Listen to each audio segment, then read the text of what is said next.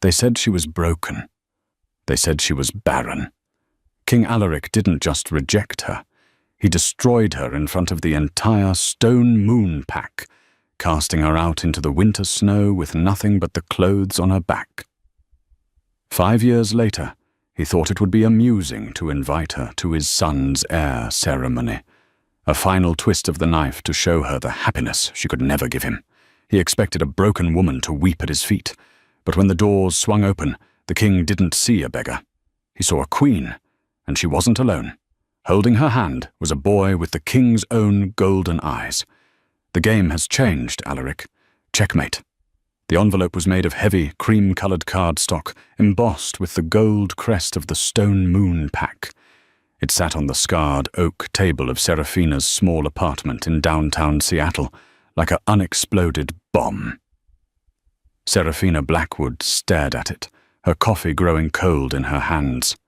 It had been 5 years. 5 years of silence. 5 years of rebuilding a soul that had been shattered into dust. And now this.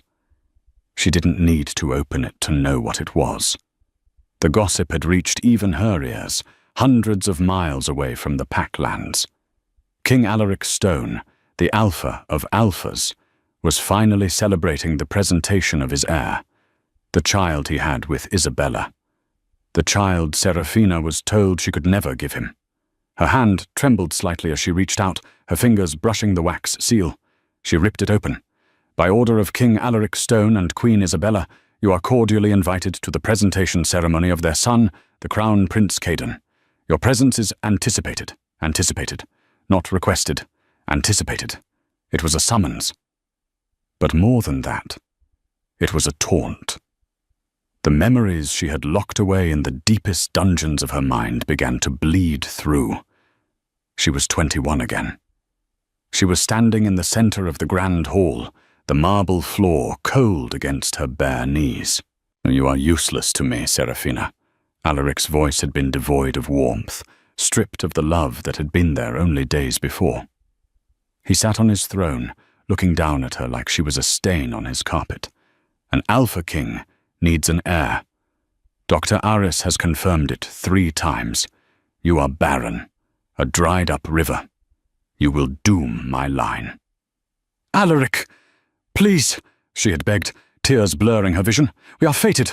The moon goddess doesn't make mistakes. We can try. I am done trying, he had roared, the sound shaking the chandeliers. He gestured to the woman standing beside him. Isabella. Beautiful, voluptuous, smirking Isabella. Isabella is already with child. My child. She has proven her worth. You have proven nothing but your defectiveness. The rejection that followed was the most brutal in the history of the Northern Packs. He hadn't just severed the bond. He had used Alpha Command to force her submission while he ripped the mating mark from her neck with his teeth, replacing it with a scar of shame. He exiled her that night, during a blizzard. Seraphina touched her neck instinctively. The scar was gone now, covered by a tattoo of a phoenix rising from ash. But the phantom pain remained. Mummy? The soft voice broke her trance. Seraphina turned, her eyes softening instantly. Standing in the doorway of her bedroom, clutching a stuffed wolf toy, was Leo. He was 4 years old, with messy dark hair and eyes that were a startling, piercing gold. The same gold as Alaric's. She had been pregnant when he threw her out. She hadn't known it yet. Or perhaps Dr. Aris had lied about more than just her fertility. She had survived the blizzard only because a rogue bear shifter, an old woman named Martha, had found her half frozen and taken her in. Hey, baby, Seraphina whispered, sweeping Leo into her arms. He smelled like milk and lavender. Why are you sad? Leo asked, touching her cheek with his small hand. I'm not sad, Leo, she lied, forcing a smile. Just thinking. About the bad man? Seraphina's heart clenched. She had never told Leo about his father. She simply said his father was away. But Leo was smart. Too smart. She looked back at the invitation. Alaric wanted to rub her face in it. He wanted to see the barren reject wither in the presence of his perfect family. He wanted to prove to the council, and perhaps to himself, that he made the right choice. If she didn't go, he would send trackers. He would hunt her down just to drag her there. The invitation was a warning. I know where you are. A cold, steely resolve settled in her chest. She wasn't the weak, begging girl of 21 anymore. She was the CEO of a rising tech startup. She was a mother. She was a survivor. Leo, she said softly, smoothing his hair. Do you want to go on a trip? To see where Mummy grew up? Leo's eyes widened. Can I bring Mr. Wolf? You can bring whatever you want, Serafina said, her voice dropping to a dangerous whisper as she looked at the gold crest one last time. We're going to a party. She grabbed her phone and dialed a number. Martha, it's Sarah. I need you to book a jet. And call that stylist in Milan you told me about, the one who owes you a favor.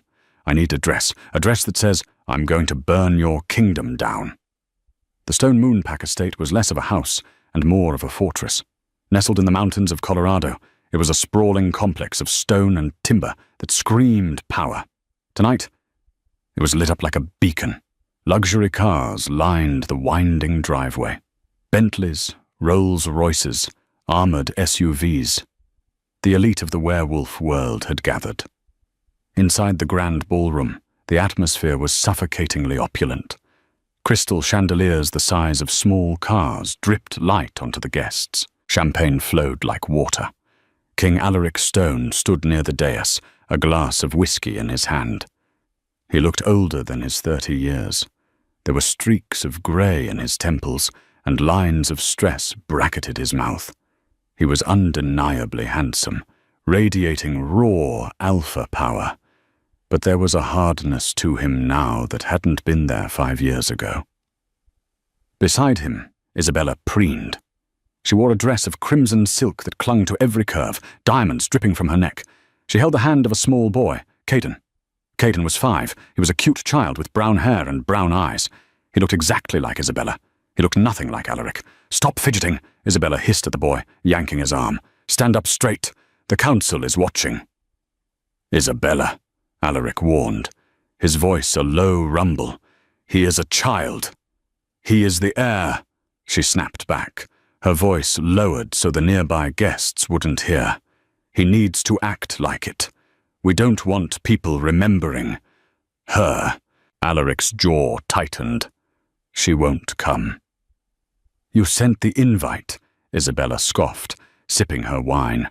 Sadistic of you, really. I love it. I want to see her face when she realizes she's nothing. I want her to see that I gave you what she never could. It wasn't about cruelty. Alaric lied to himself. It was about closure. Sure, darling. Whatever helps you sleep. Suddenly the chatter in the room died down. The hush started at the back near the massive double doors and swept forward like a wave. The orchestra faltered and stopped. What is it? Alaric snapped, looking towards the entrance.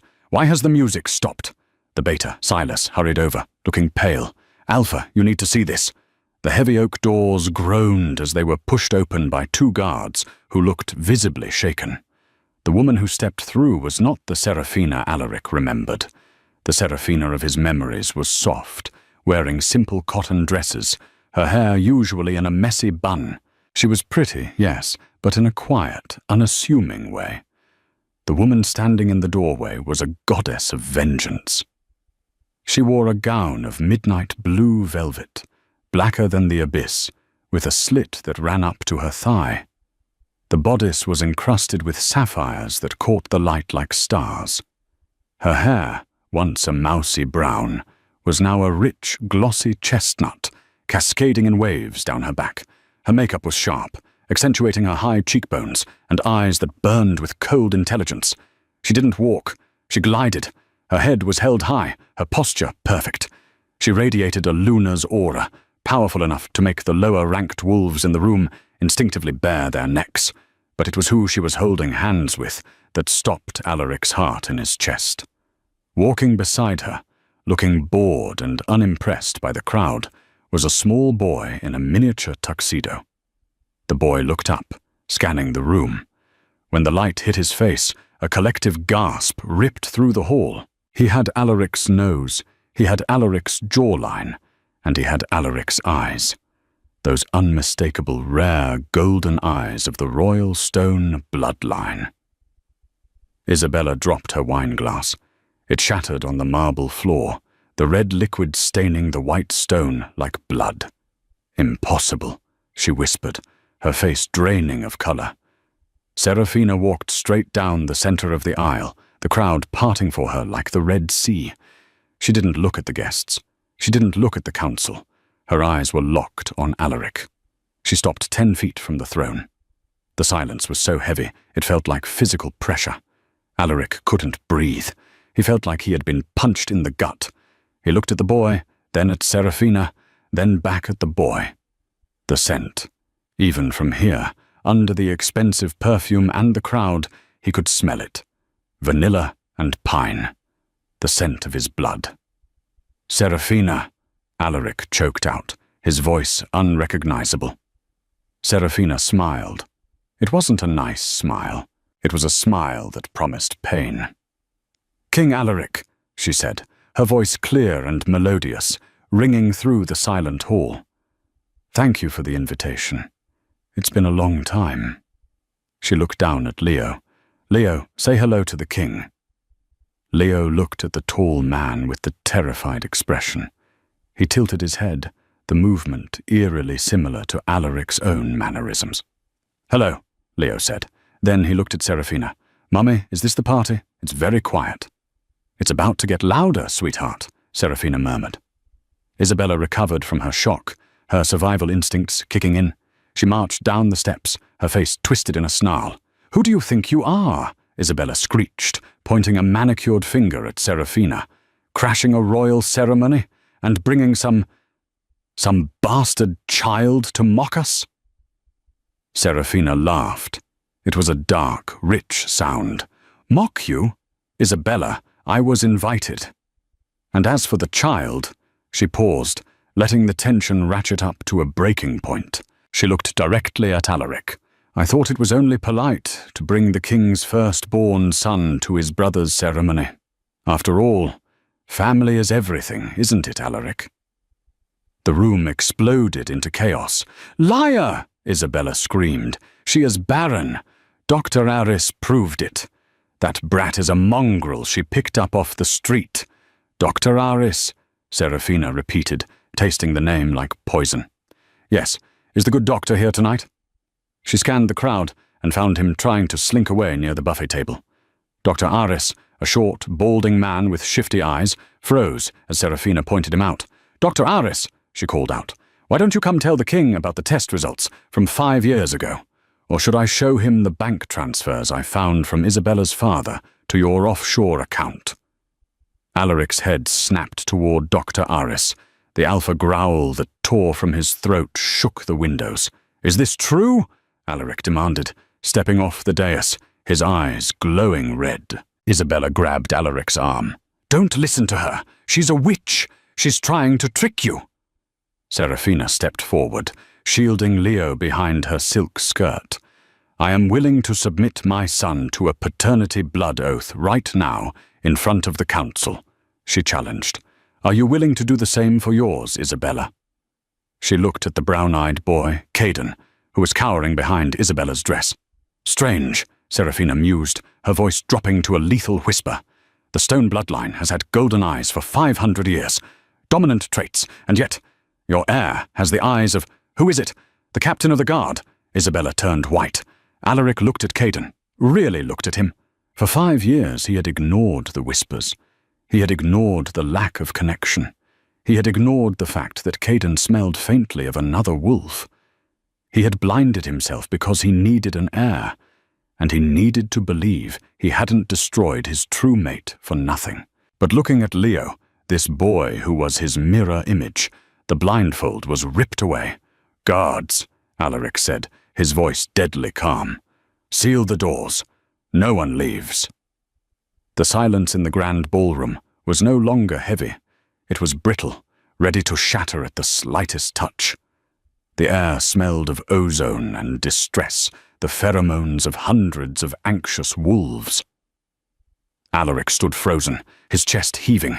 The alpha in him was screaming to tear throats out, to destroy everything in his path, but the king in him knew he had to maintain control. If he lost it now, the pack would descend into anarchy. Elder Thomas, Alaric's voice was a low growl that vibrated in the floorboards. Bring the chalice of truth. Elder Thomas, the oldest wolf in the Stone Moon pack, hobbled forward. He was a man of 80, stooped and grey, but his eyes were sharp. He carried a velvet-wrapped box. He looked from Serafina to Isabella with a mixture of pity and judgment. "No, that is turn," Isabella shrieked, clutching Caden so tight the boy whimpered. "You cannot do this, Alaric. This is an insult. I am your queen."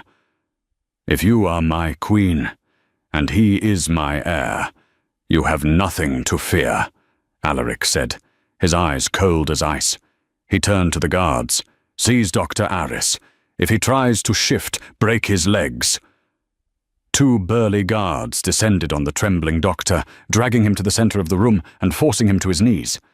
Serafina remained calm, a statue of vengeance carved from ice. She crouched down to Leo's level. "Leo, darling," she said softly, ignoring the hundreds of eyes on them. "This nice old man is going to prick your finger.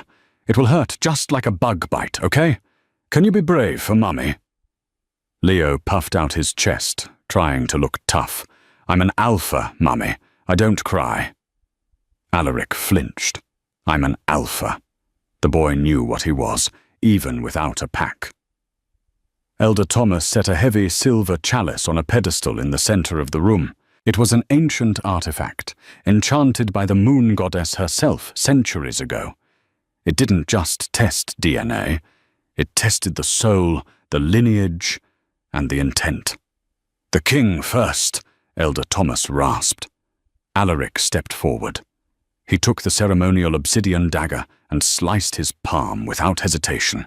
Thick, dark blood welled up and dripped into the chalice. The liquid inside the bowl swirled, turning a deep, vibrant crimson. "Now the boy," Thomas said, gesturing to Caden. Isabella was shaking her head frantically. No, he's sick. He can't." "Isabella," Alaric said. He didn't shout. He didn't need to. The Alpha Command laced his tone, invisible chains wrapping around her will. "Bring him!" Sobbing, Isabella was forced by the command to step forward. She held Caden's hand out. The boy was crying now, terrified by his mother's fear. Elder Thomas was gentle, a quick prick to the finger. A single drop of blood fell into the Alaric's blood in the chalice. The room held its breath. If Caden was Alaric's son, the blood would merge and glow gold. The drop hit the crimson pool. It didn't merge. It sat on the surface like oil on water, turning a muddy, ugly brown before fizzling out with a scent like rotten eggs. A collective gasp echoed through the room. "Rejection," Elder Thomas announced, his voice ringing out like a judgment bell. "The blood does not recognize its kin. The boy is not of the stone bloodline." Isabella collapsed to her knees, wailing. The illusion she had built for 5 years shattered in seconds. Alaric stared at the chalice, his face a mask of shock. He looked at Caden, the boy he had raised, the boy he had tried to love, and felt a hollow pit open in his stomach. It wasn't hatred for the child. It was a devastating realization of the lie he had lived. "And now," Elder Thomas said, turning to Serafina, "the challenger." Serafina stood up, leading Leo to the pedestal. She didn't look at Alaric. She focused entirely on her son. "Hand, baby," she whispered. Leo extended his small hand. The elder pricked his finger. The drop of blood fell. The moment it touched Alaric's blood, the reaction was violent. The liquid didn't just glow, it erupted. A beam of pure, blinding golden light shot up from the chalice, illuminating the painted ceiling of the ballroom. The energy wave knocked the nearby wine glasses off the tables. The scent of pine and vanilla, the royal scent, flooded the hall, overwhelming and undeniable. The wolf spirit within every shifter in the room recognized it instantly. This wasn't just a son. This was a true alpha, a born king. Alaric fell to his knees. Tears, hot and unbidden, streamed down his face. He looked at Leo through the golden light, seeing the irrefutable truth. "My son," Alaric whispered, reaching a hand out, trembling. Leo looked at the man on his knees, then back at his mother. He didn't move toward Alaric. He stepped back, wrapping his arms around Serafina's leg. "Mommy," Leo said loud enough for the front rows to hear. "Why is the bad man crying?" The words hit Alaric harder than any physical blow. The bad man. Serafina placed a protective hand on Leo's head. She looked down at Alaric, her expression devoid of the love that used to be there. "He's crying, Leo," she said coldly, because he just realized he threw away a diamond to pick up a rock. She reached into a clutch and pulled out a thick envelope. She tossed it onto the floor in front of Alaric. It landed with a heavy thud next to his knees. "The bank records," she stated, addressing the council members who were now crowding around. "Dr. Aris was paid $5 million to falsify my medical records. Isabella was never pregnant when you exiled me. She got pregnant 2 months later, by her lover." Alaric looked up, his eyes shifting from gold to a murderous red. He slowly turned his head toward Isabella. "Who?" he asked. A single word. A death sentence. Isabella was sobbing, her makeup running down her face in grotesque streaks. "I did it for us. You needed an heir. She was useless. I loved you, Alaric." "Who?" Alaric roared, the sound cracking the plaster on the walls. Isabella's eyes darted to the side, toward the exit where the royal guards were stationed. One guard was backing away, his hand on his weapon. Cale, the captain of the guard, Alaric's best friend since childhood, the man who had stood beside him when he rejected Serafina. Alaric stood up. The betrayal was complete. His mate, his best friend, his doctor. They had all conspired to destroy his life. "Cale," Alaric said, the betrayal making his voice sound like grinding glass. Cale drew his sword, panic in his eyes. "She promised me the beta position. She said Serafina was weak. The pack needed strength. So you stole my life?" Alaric stepped forward, the air around him crackling with ozone. But before Alaric could move, Serafina spoke. "Stop!" It wasn't a shout. It was a command. And surprisingly, Alaric stopped. He turned to her, panting. "Do not stain my son's eyes with blood tonight," Serafina said calmly. "This is not a slaughterhouse. It is a ceremony. And we are leaving." She turned on her heel, taking Leo's hand. "Come, Leo. The party is over." "Wait." Alaric lunged forward, not to attack, but to reach her. "Serafina, please, you can't leave. He is my son. You are my—" She spun around, her eyes flashing. "Your what? Your mate? You rejected me, Alaric. You broke the bond. You exiled me to die in the snow. I am nothing to you." "I was deceived," Alaric pleaded, desperation clawing at his throat. "I didn't know." "You didn't trust," she corrected him, her voice trembling with suppressed rage. "You trusted a piece of paper over the woman you claimed to love. You trusted her," she pointed at Isabella, "over your fated mate. Ignorance is not an excuse, Alaric. It is a choice." She turned back to the door. The crowd parted instantly, terrified of the drama and the power radiating from her. "Serafina!" Alaric shouted, taking a step to follow. "Take one step," she warned, "and you will never see him again. I have lawyers, Alaric. I have the press. I have the sympathy of every pack in the Alliance.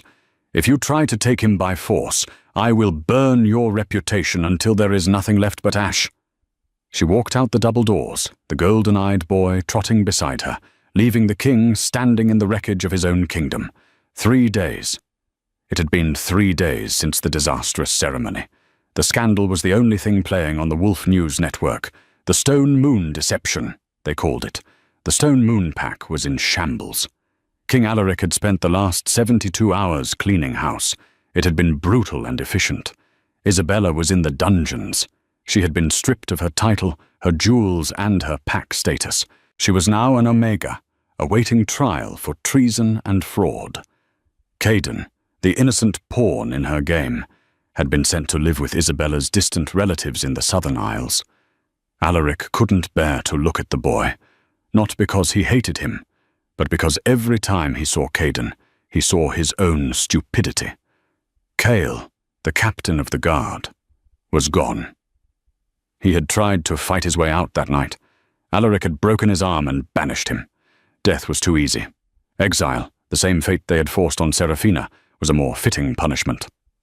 Dr. Aris had vanished before the guards could get him to a cell, likely killed by Kale to silence him or hiding in a hole somewhere.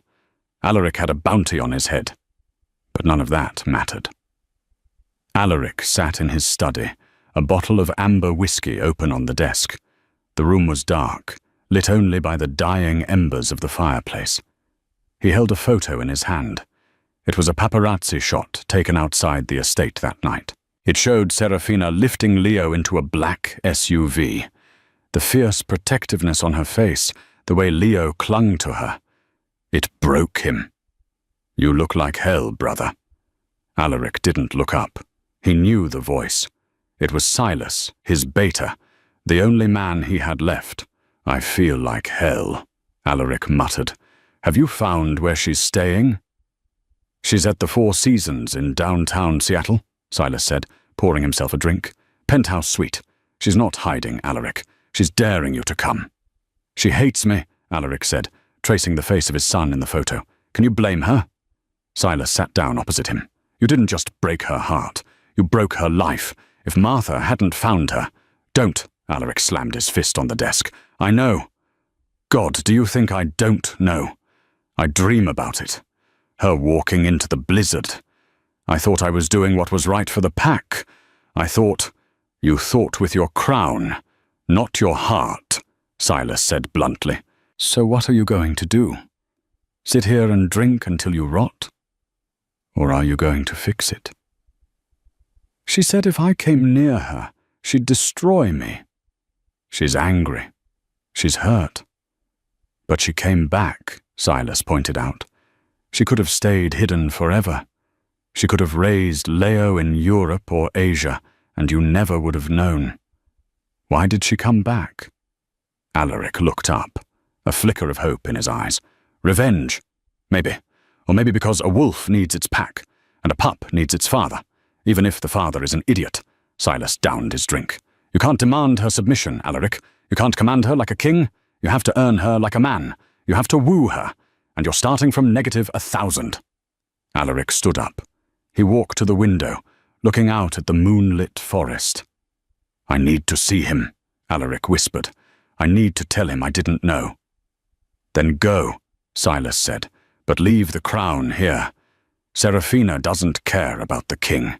The king hurt her. Send Alaric. _______________________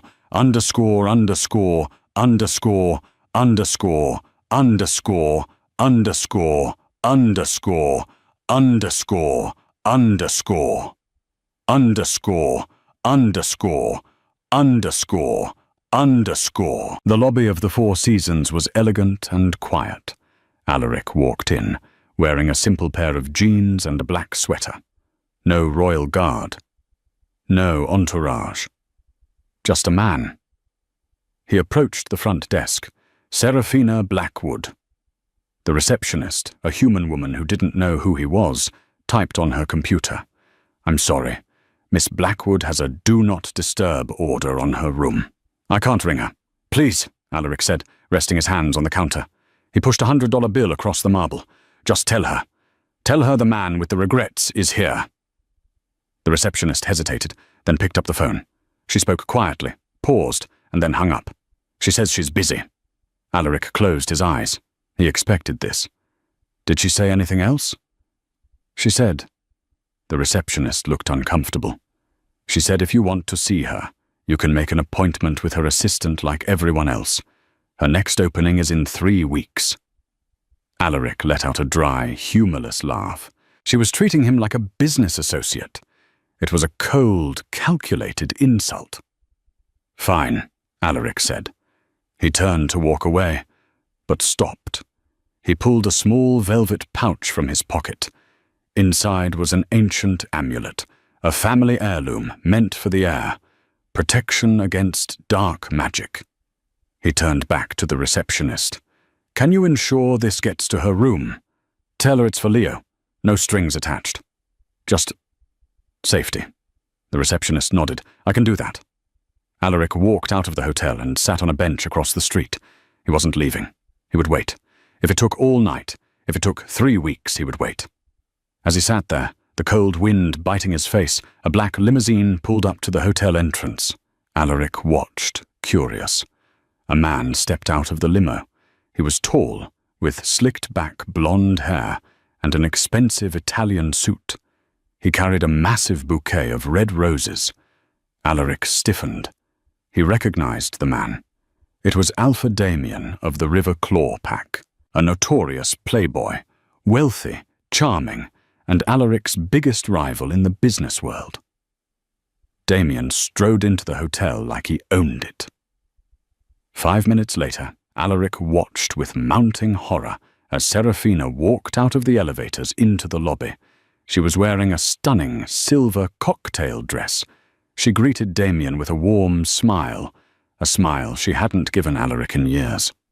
Damien handed her the flowers, then leaned in and kissed her on the cheek. Serafina laughed at something he said, brushing a hand against his arm. Jealousy, hot and toxic, exploded in Alaric's chest. His wolf snarled, demanding he tear Damien apart. She moved on. A voice in his head whispered, "While you were playing house with a traitor, she built a life without you." Damien offered his arm, and Serafina took it. They walked out of the hotel, past where Alaric was sitting in the shadows. They didn't see him. "You look breathtaking, Sarah," Damien said, his voice carrying on the wind. "I've booked the entire rooftop at Le Monde." "You spoil me, Damien," Serafina replied, her voice light and happy. Alaric watched them get into the limo. As the car pulled away, he felt a pain sharper than the rejection bond. He hadn't just lost her trust. He was losing her to someone else. He pulled out his phone and dialed Silas. "Pack your bags, Silas," Alaric said, his voice grim. "We're staying in Seattle." "Why? What happened?" "I have competition," Alaric snarled, "and I'm going to crush him." Seattle's elite gathered at the Skyview Gala, a charity event hosted by Serafina's tech company, Phoenix Innovations. The room was a sea of designer tuxedos and couture gowns, set against the backdrop of the city lights, through floor-to-ceiling glass walls. Serafina stood at the center of it all, a vision in emerald green silk. She held a champagne flute, laughing at something Alpha Damien whispered in her ear. Damien looked smug. He had his hand possessively on the small of her back, a gesture that screamed, "Mine," to anyone watching, and Alaric was watching. He stood in the shadows near the bar, nursing a sparkling water.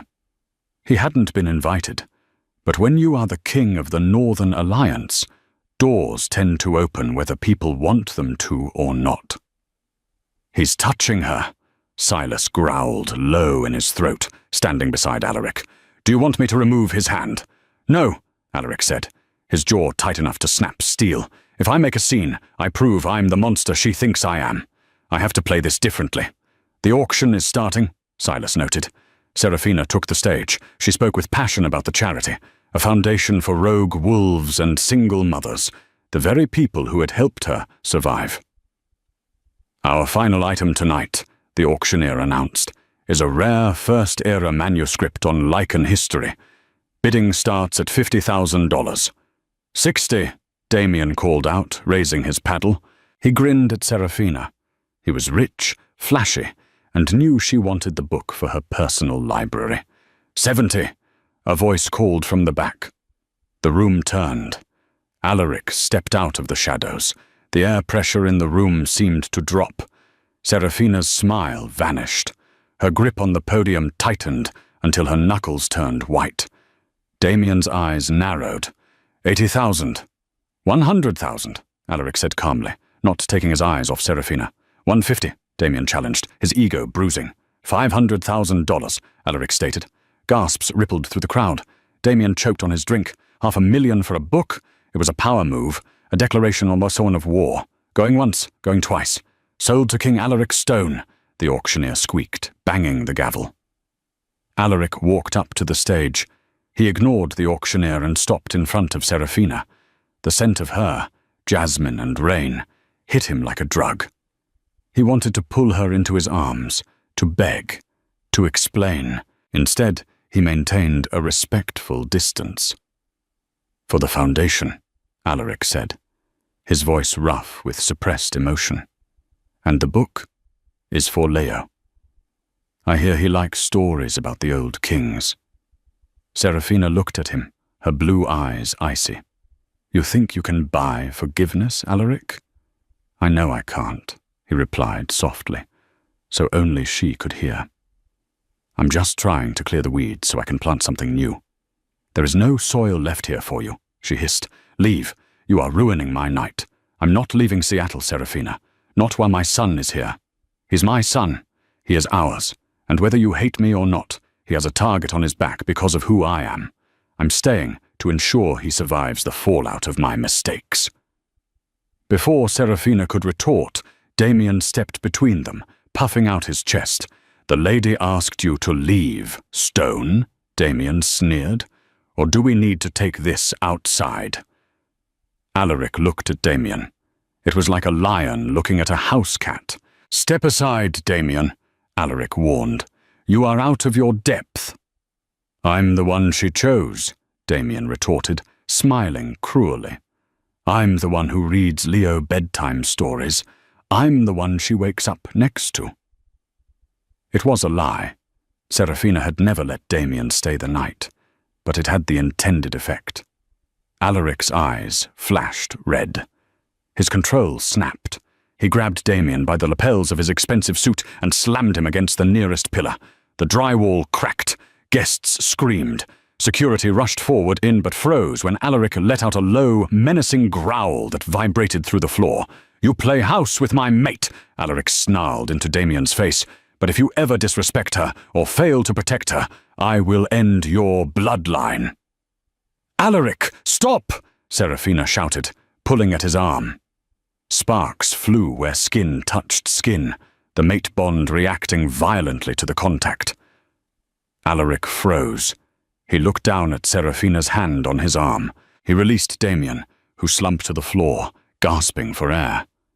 Alaric stepped back, straightening his jacket. He looked at Serafina with haunted eyes. "I apologize for the disruption," he said formally. "I will wire the money in the morning." He turned and walked out, taking all the air in the room with him. Serafina watched him go, her heart hammering against her ribs. She looked at Damien, who was dusting himself off and cursing. For the first time, she noticed Damien wasn't checking to see if she was okay. He was checking his suit for tears. "Brute," Damien muttered. "He's unstable, Sierra. You need to get a restraining order." Serafina didn't answer. She was still feeling the electric shock from where she had touched Alaric. The bond wasn't dead. It was dormant, and it had just woken up screaming. Underscore, underscore, underscore, underscore, underscore, underscore, underscore, underscore, underscore, underscore, underscore, underscore, underscore, underscore, underscore, underscore. The next day, Serafina took Leo to the park, near the Space Needle. She needed air. She needed to think. Leo ran towards the jungle gym, his laughter bright and innocent. Serafina sat on a bench, watching him. He climbs well. Good balance. Serafina didn't jump. She had smelled him coming. Pine and vanilla. Alaric sat on the other end of the bench. He didn't look at her. He watched Leo. He was wearing a baseball cap and a hoodie, trying to blend in, but he was too big, too intense to be invisible. "Are you stalking me, Alaric?" she asked tiredly. "I'm guarding him," Alaric corrected. "Isabella's father, Lord Vane, is not happy about his daughter being in a dungeon. He has connections. Mercenaries." Serafina stiffened. "I have security." "You have mall cops," Alaric scoffed gently. "Vane hires Wolfbane mercenaries. They use silver bullets and Wolfsbane gas. Your security wouldn't last 10 seconds. Serafina looked at Leo, fear clutching her heart. "Why didn't you tell me?" "I am telling you now. I have 6 guards in the perimeter. You won't see them, but they are there."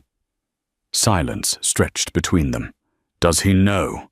Alaric asked, nodding toward Leo.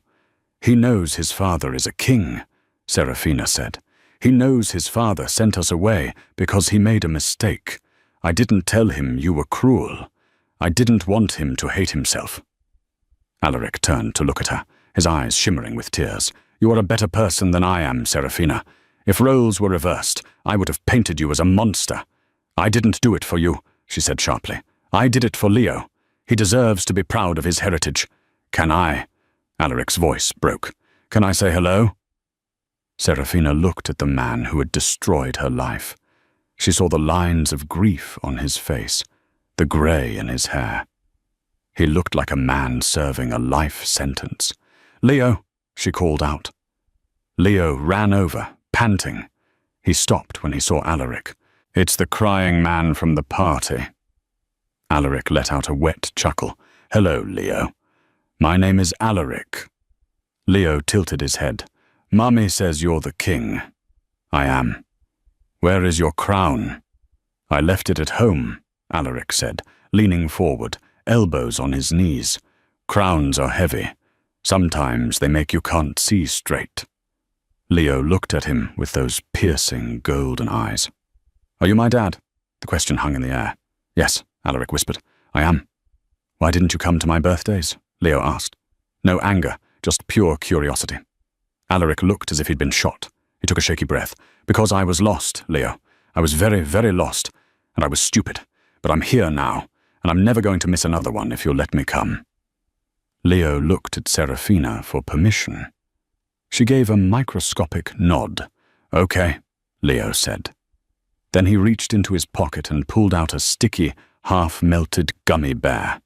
"You can have this. It's red. Red is the best flavor." Alaric took the gummy bear like it was the Hope Diamond. "Thank you, Leo. I'm gonna go slide now." Leo ran off. Alaric sat there, holding the candy in his massive palm, and wept silently. Serafina felt a crack in the wall she had built around her heart. Just a hairline fracture, but it was there. "Don't make me regret this, Alaric," she warned. "I won't," he swore. "I will spend the rest of my life making up for the last 5 years." But the universe, it seemed, had other plans. Across the street, in a parked delivery van, a man with a scarred face watched through a telescopic lens. He spoke into a radio. "Target acquired. The king is with the pup. It complicates things," a crackling voice replied in his ear. "Take them both. Lord Vane wants the king's head on a platter alongside the bastard child. Execute the mother." "Copy that. Engaging in 3, 2. The attack began not with a shout, but with a sound like a popping balloon. Alaric's head snapped up. His instincts, honed by years of war, screamed danger a split second before the bullet impacted. He threw himself sideways, tackling Serafina off the bench just as the wood where her head had been splintered into 1,000 pieces. "Leo!" Alaric roared. 3 black vans screeched onto the curb surrounding the park. Men in tactical gear poured out, holding assault rifles loaded with silver rounds. "Get down!" Alaric shoved Serafina behind a thick oak tree. "Stay down! Leo is out there!" she screamed, struggling against his grip. "I will get him! Stay here!" Alaric didn't shift. It would take too long, and he would be a larger target. He sprinted across the open grass, moving with supernatural speed. "Grab the kid!" one of the mercenaries shouted. 2 men were running towards the jungle gym. Leo was frozen at the top of the slide, his eyes wide with terror. Alaric let out a roar that shattered the windows of nearby cars. He closed the distance, hitting the first mercenary like a freight train. The sound of bones breaking was sickeningly loud. He didn't stop. He grabbed the second man by the throat and threw him 20 feet into a metal swing set. "Daddy!" Leo screamed. Alaric vaulted up the slide, grabbing Leo and shielding the boy's small body with his own massive frame. Thwip, thwip, thwip. Silenced bullets thudded into Alaric's back. He grunted, his body jerking with each impact, but he didn't fall. The alpha strength was keeping him upright, but silver burned like liquid fire. "Hold on, Leo," Alaric gritted out, blood leaking from his mouth. He jumped down from the structure, landing in a crouch. "Kill the king!" the leader shouted. Suddenly, wolves erupted from the bushes, Alaric's hidden guards. They were outnumbered, but they were vicious. The park turned into a war zone. Where was Damien? Serafina looked around frantically from her hiding spot. She saw Damien's limousine parked down the street. It was speeding away. He had seen the guns and fled. Serafina felt a cold rage wash over her. Coward. She saw a mercenary flanking Alaric, aiming a tranquilizer rifle at Leo. Alaric was busy fighting two men with knives. He didn't see the flanker. Serafina didn't think. She ran. She wasn't a warrior. She was a mother. She tackled the mercenary from behind, sinking her teeth into his neck. It wasn't a shifted bite, but she was a wolf, and she was angry. The man screamed, dropping the rifle. He backhanded her, sending her flying into the dirt. He raised his pistol to her head. "Die, bitch!" A blur of darkness slammed into the man. It was Alaric. He had abandoned his defensive position to save her. He ripped the man's arm out of its socket with a sickening wet tear, then tossed him aside like trash. But in doing so, he had left himself open. The mercenary leader, perched on top of a van, took aim with a high-caliber sniper rifle. Bang! The shot echoed like thunder. Alaric stiffened. A bloom of red exploded from his chest, right near his heart. "Alaric!" Serafina screamed. He fell to his knees, his golden eyes losing focus. He looked at Serafina, then at Leo, who was cowering in the grass. "Silas!" Alaric choked out. Silas, in wolf form, tore the throat out of the sniper and shifted back, running to his king. The remaining mercenaries, seeing their leader dead and the royal guards closing in, scrambled into their vans and fled. Silence descended on the park, broken only by the wail of approaching sirens. Serafina crawled over to Alaric. He was lying on his back, his breath coming in bubbling gasps. The silver in the bullet was stopping his healing. "No, no, no!" Serafina pressed her hands against the wound, the hot blood seeping through her fingers. "You don't get to die. Do you hear me? You don't get the easy way out." Alaric looked up at her, a faint, bloody smile on his lips. "You called me." "Alaric!" "Shut up," she sobbed. "Save your strength. Leo? He's safe. He's right here." She pulled Leo closer. The boy was crying, holding Alaric's hand. "I kept my promise," Alaric whispered, his eyes fluttering shut. "I protected the pack." "Alaric!" Serafina shook him. "Stay with me." His hand went limp in hers. "Get the car!" Serafina screamed at Silas, her voice cracking with pure terror. "We need to get the bullet out. Now!" Underscore, underscore, underscore, underscore, underscore, underscore, underscore, underscore, underscore, underscore, underscore, underscore, underscore, underscore, underscore, underscore. The safe house. 12 hours later. The room smelled of antiseptic and iron. Alaric lay on a bed in the secure underground clinic of the Seattle Pack, allies of the North. He was pale, hooked up to monitors. The surgery had taken 6 hours. The silver had been close to his heart.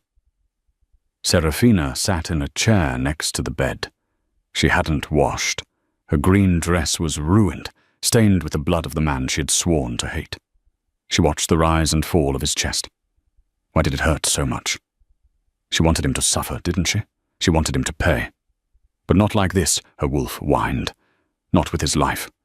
He had taken bullets for them. He had shielded Leo with his own body, and when she was in danger, he had left himself open to a kill shot just to save her. Damien had run. Alaric had stood. The door opened. Silas walked in, looking exhausted. "The threat is neutralized," Silas said quietly. "We tracked the mercenaries back to Vane. The council has already ordered Vane's execution. Isabella is being moved to a maximum security prison in the tundra." "Good," Serafina said, her voice hollow. "How is he?" "The doctor said if he was anyone else, he'd be dead. His alpha blood is the only thing keeping him alive." Silas sighed, leaning against the wall. "He loves you, Serafina. He has never stopped. Even when he was with Isabella, he was miserable. He kept your old sweaters in a locked chest because they still had your scent. He's an idiot and a fool, but he loves you." Serafina looked at Alaric's sleeping face. He rejected me, Silas, and he has died 1,000 deaths since then, trying to undo it. Today, he almost died a real one. There was a rustling from the bed. Alaric groaned, his eyelids flickering. Serafina jumped up. "Alaric!" His golden eyes opened slowly. They were hazy, drugged, but they found her instantly. "Sarah." His voice was a rasp. "I'm here," she said, taking his hand without thinking. "Leo?" "He's asleep in the next room. He's fine, not a scratch." Alaric let out a long breath, his body relaxing. "Good, good." He squeezed her hand weakly. Did Damien get away?" Serafina let out a dry laugh. "Damien ran away before the first shot was fired." "Remind me to send him a fruit basket," Alaric murmured, a ghost of his old arrogance surfacing. "You are impossible," Serafina said, tears leaking from her eyes. "Serafina." Alaric's gaze turned serious. I know this changes nothing. I know you can't forgive me. But I need you to know. The rejection, I am going to annul it." "You can't annul a rejection, Alaric." "I can," he wheezed. "I'm the king. I can rewrite the laws. I have already drafted the decree. It states that the rejection was based on fraud and is void. You are still my mate. Legally. If you want to be." He looked at her with such raw vulnerability, it made her chest ache. "And if I don't want to be?" she asked softly. "Then I will abdicate," he said simply. "I will give the crown to Leo, with you as regent, and I will walk away. I won't force you to be tied to me ever again." Serafina stared at him. He was offering to give up everything, his title, his power, his legacy, just to give her a choice. She looked at the monitor beeping steadily. She looked at their joined hands. The sparks were there, warm and healing. She leaned down, brushing a lock of hair off his sweaty forehead. "Don't abdicate just yet, Alaric," she whispered. "Leo is too young to rule, and," she paused, her breath hitching, "and he needs his father to teach him how to be a good king. Not the king you were, but the king you were today." Alaric's eyes widened. Hope, fragile and terrifying, bloomed in his chest. "Does that mean—" "It means," Serafina said, standing up and wiping her eyes, "that you are on probation, strict probation. You have a lot of groveling left to do, Stone. This is just the beginning." Alaric smiled, wincing as the movement pulled at his stitches. "I'm good at groveling. I'll make it an art form." Serafina walked to the door. She stopped and looked back. "Rest, Alaric. We have a long flight back to the Stone Moon Pack tomorrow." "We? I can't very well run a kingdom from Seattle, can I?" She closed the door. Alaric closed his eyes, and for the first time in 5 years, he slept without nightmares. Snow fell softly as the black convoy climbed the mountain road, echoing the night Serafina had once been cast away. This time she was warm and safe, wrapped in cashmere, her hand held by Alaric, the king who had once failed her.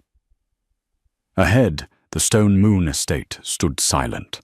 Hundreds of wolves waited in the courtyard, aware of the truth, heavy with shame and expectation. Alaric stepped forward despite his wounds. Taking Serafina's hand, he led her onto the platform, where Elder Thomas stood beside the chained Isabella. Rage burned in Isabella's eyes, but Alaric ignored her. He confessed his past mistakes before the pack, his pride, his blindness, his betrayal of fate. He exposed the conspiracy that had destroyed Serafina's life and declared Isabella's punishment, exile without power or name. When Isabella was dragged away, silence fell. Then Alaric did the unthinkable. He knelt. Holding the iron crown, he admitted his failures and asked Serafina, not by destiny, but by choice, to stand beside him and rebuild what he had broken. Serafina saw his remorse, her son's hopeful smile, and the weary weight of old hatred. At last, she let it go. "I accept," she whispered. As the crown touched her brow, power surged and their bond reignited, stronger than before. The pack roared their loyalty. Under breaking sunlight, Alaric held his family close. The past had ended, a new beginning had risen from its ashes. And that is the story of Serafina and Alaric.